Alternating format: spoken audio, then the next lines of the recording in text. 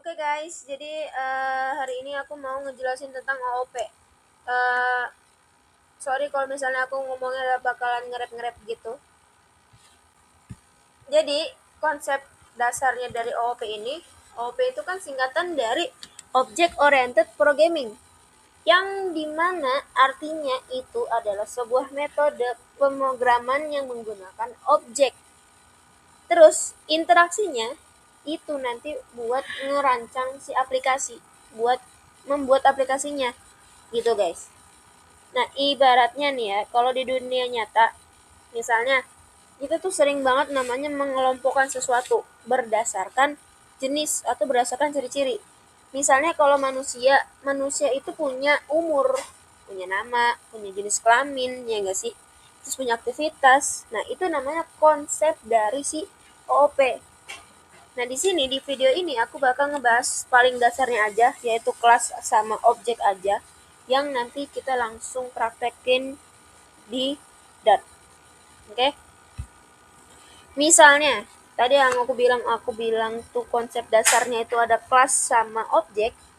Jadi kelas itu guys, itu bukan sebuah data, tapi rancangan. Kayak cetakan gitu guys, blueprint. Kalau misalnya aku bilang mahasiswa, mahasiswa di kepala itu pasti kita kebayang kayak ada umur, ada nama, NIM, jenis kelamin, dan lain-lain gitu kan. Tapi itu cuman di kepala, belum ada mahasiswa sungguhan. Jadi itu cuman listnya aja. Kalau mahasiswa itu punya nama, mahasiswa itu punya umur, gitu-gitu. Jadi kelas itu tuh belum nyata, si mahasiswa itu belum nyata, itu cuman aturan, maksudnya cuman begini loh, si mahasiswa tuh ada nama, ada umur gitu, jadi belum kecetak gitu. Misalnya nih, ini kan kelas keywordnya itu kan pakai kelas begini, kelas mahasiswa.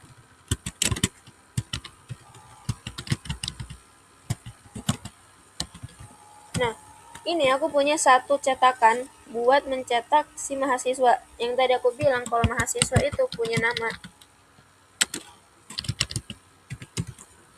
Mahasiswa tuh punya umur, misalnya gitu ya. Nah, gini. Di sini aku punya kelas. Ini abaiin aja ya, Des, merah-merah kayak gini. Aku di sini punya kelas yang namanya mahasiswa. Ini ya, satu blok ini. Ini namanya kelas. Aku punya nama kelasnya mahasiswa. Tapi ini tuh belum ada datanya. Ini cuman definisiin ciri-cirinya. Mahasiswa punya nama sama mahasiswa tuh punya umur. Jadi kedua ini tuh disebut properti di dalam Dart. Ini di dalam Dart ini namanya properti atau field gitu. Jadi artinya setiap mahasiswa punya dua data ini gitu. Sampai sini program belum jadi apa-apa ya, ini baru cuman definisiin aja kalau mahasiswa punya nama sama punya umur. Terus lanjut,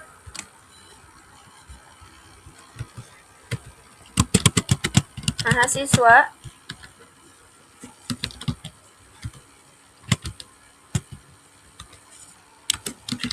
nah sebentar ya guys.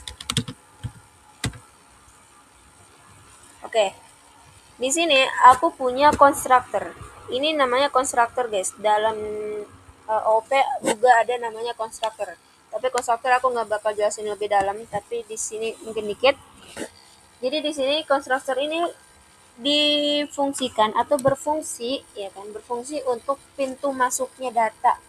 Jadi buat ngisi datanya lewat constructor ini nih, pakai keyword this ini nih.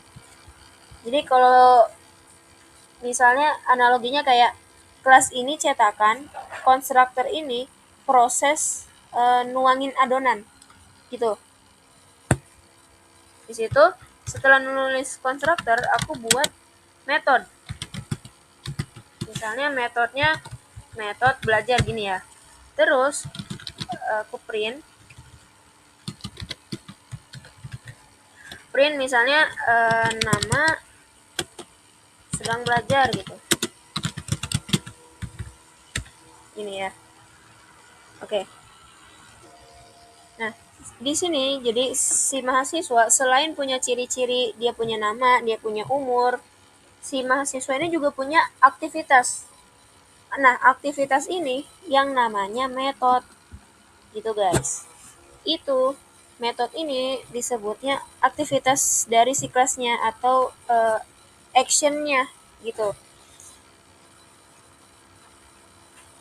Nah, aktivitas ini kita representasikan. Aku representasikan dalam bentuk metode. Nah, metode ini di awali biasa di Dart itu, emang di Dart ini peraturannya, yaitu dengan keyword void di depannya. Gitu. Metode hanya bisa dijalankan oleh objek, bukan kelas. Jadi nanti metode ini kita bakal panggil di dalam objek. Terus, kelas ini nggak bisa ngelakuin aksi. Objek lah yang melakukannya. Oke? Sekarang, pertanyaannya, kapan kelas ini jadi nyata? Kapan ini bakal bisa kecetak? Kecetaknya, jadi, kecetaknya menggunakan objek. Jadi, di objek, kita panggil dulu objek utama atau fungsi utamanya yaitu main. Biasanya Dart itu pakai keyword main buat print pertama cetak pertama tuh biasanya pakai void main gitu kayaknya guys. Ya betul. Mahasiswa, misalnya aku punya objek, nama objeknya mahasiswa. Nah, di sini kali ke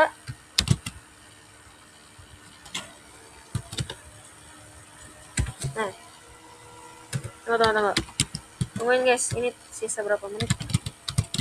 Ya Allah, ya Allah.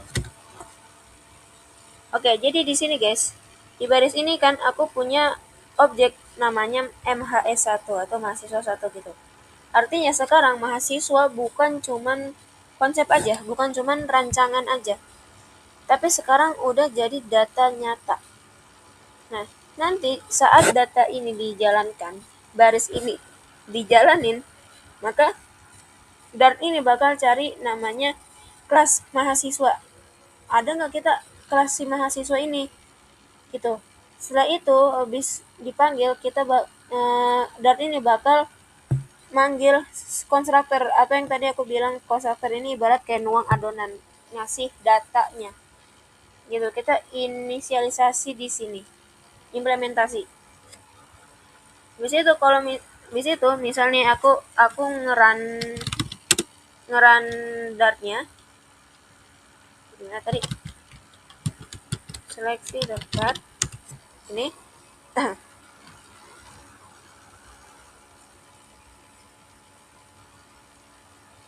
Nah, di sini outputnya sesuai.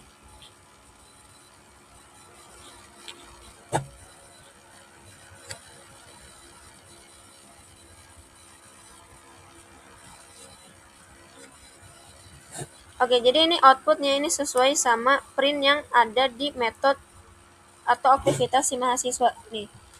Oh iya, umurnya belum ada. Kasih gini aja guys. Umurnya umur.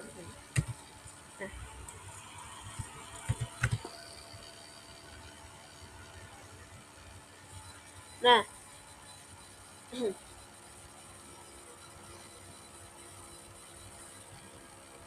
Nah, jadi di kelas mahasiswa ini di objek ini nanti bakal nyari si kelas mahasiswa, terus dia bakal manggil konstruktornya, dia ngisi datanya, konstruktor ini ngisi data gitu. Habis itu nanti dia bakal nyimpen data di memori gitu. Terus aku buat dua data. Misalnya mahasiswa 2, objeknya misalnya namanya misalnya gini.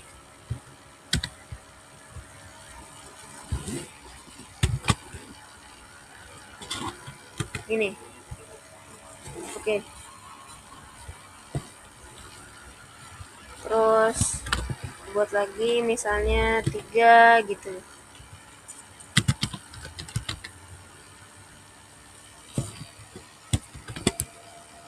Terus oke. Nah, ini tuh jadi di sini si kelas ini punya banyak objek. Dia bisa menghasilkan beberapa objek. Jadi setiap objek ini punya datanya sendiri-sendiri, tapi aturannya sama gitu. Jadi bisa diulangin lagi pakai data yang sama. Pakai datanya sendiri tapi aturannya sama. Misalnya tuh kayak gini kan, harus nama dulu, umur dulu gitu-gitu. Tapi objeknya beda-beda nih namanya, tapi aturannya sama. Ngisi datanya dia gitu. Nah, inilah alasan utama kita untuk memakai OOP. Aduh. Jadi, kesimpulannya, si kelas ini adalah rancangan. Objek adalah hasil nyata. Si kelas ini tuh cetakannya aja, blueprintnya aja. Nah, nanti kalau ini aturannya, rancangan ini dicetaknya di objek gitu. Tanpa kelas, objek ini nggak punya struktur. Dan tanpa objek, kelas ini nggak punya arti, ya kan? Nggak ada maknanya, dia mau ngapain, cuman buat rancangan doang tapi nggak ada hasilnya gitu. Jadi OOP ini bukan sintak tapi cara buat nerjemahin